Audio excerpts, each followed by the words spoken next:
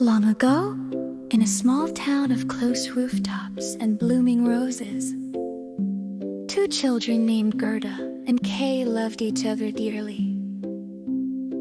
They shared laughter through their attic windows and tended roses in the little garden between their homes. Far away, a wicked troll once created a magical mirror that twisted beauty into ugliness and joy into cruelty. When it shattered, its splinters scattered across the world.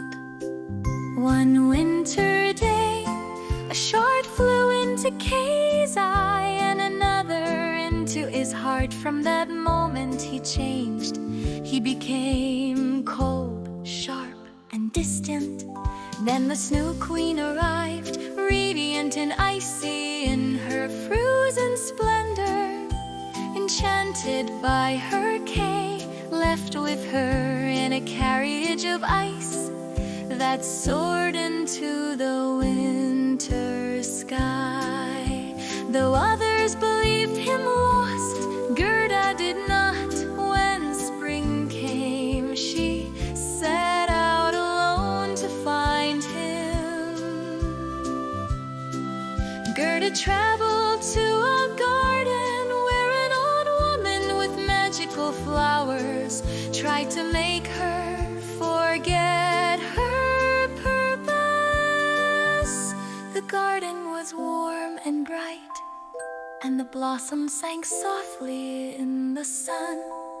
Yet Gerda noticed that roses were missing, and the thought of roses reminded her of Kay. Suddenly, memory flooded back, and she fled the garden, determined not to forget again. She met a clever crow who told her of a prince who resembled Kay. Hope locked in her chest. She traveled to a grand palace and stood before the prince and princess. But it was not him. Still, the royal couple, touched by her devotion, gave her warm clothes and a golden carriage to continue her search. The world grew colder as she traveled north. Robbers captured her in a dark forest, and a wild little robber girl claimed Gerda as her playmate. The girl was fierce and untamed, yet something in Gerda's gentle spirit softened her.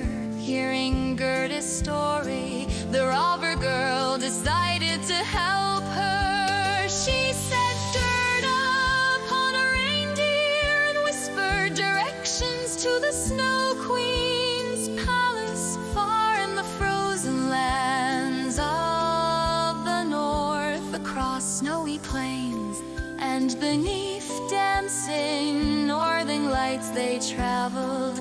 The wind howled like wolves, the air burned with cold, yet Gerda pressed on, her heart blazing with love.